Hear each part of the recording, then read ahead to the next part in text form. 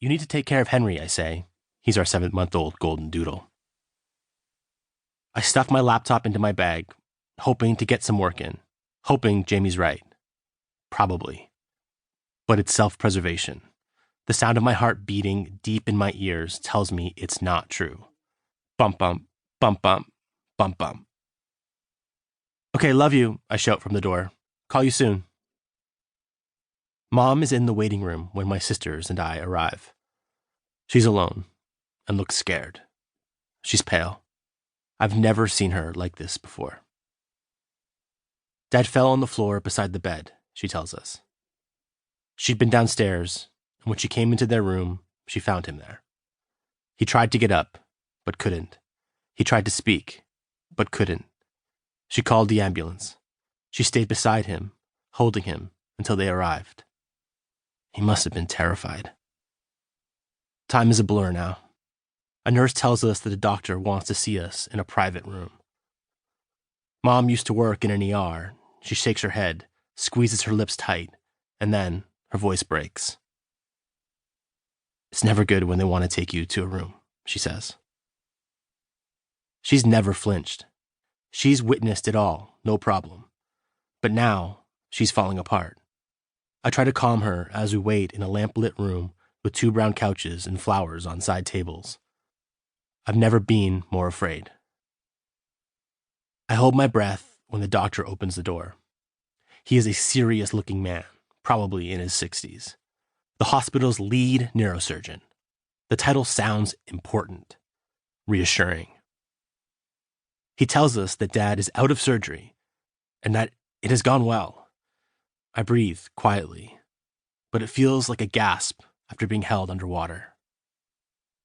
He suffered a large stroke, the doctor says. They managed to find the problem, and he's stable. But there's no telling what the outcome will be until he wakes up. He seems positive. This is the lead guy. This man knows.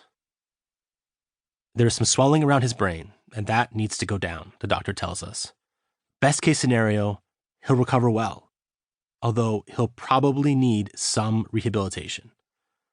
But the damage could be much worse, and there's a chance the damage could be severe.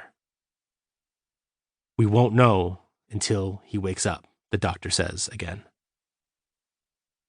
A nurse takes us out of the bad news room and down a white hallway, through double doors, and into a very serious-looking area filled with beeping machines, blue curtains, and busy people walking around in gowns and masks. I try not to look between the curtains as we pass, but I hear a muffled sob and see hunched figures over a bed. I look at the ceiling. We pass another bed. Then the nurse turns and leads us in. My father lies on his back, eyes closed. There is an oxygen mask on his face, and tiny wires and tubes running from his body into the gray beeping machines beside him. But it looks oddly familiar.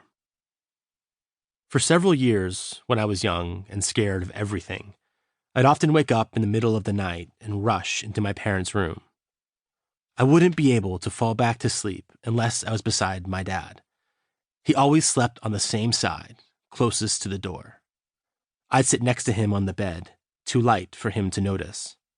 I'd watch him breathe, his chest rising and falling with a baritone snore.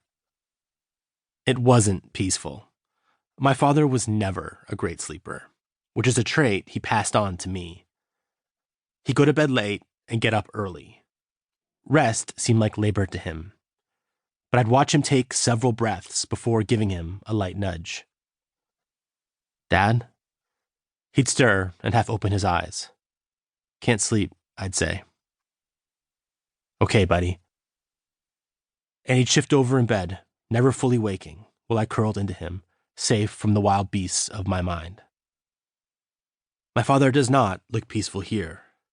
This is not rest. I know that somewhere beyond his closed eyes, he's working hard to make it home. We last spoke, really spoke, a few days ago. He was at the airport on his way to meetings in Calgary.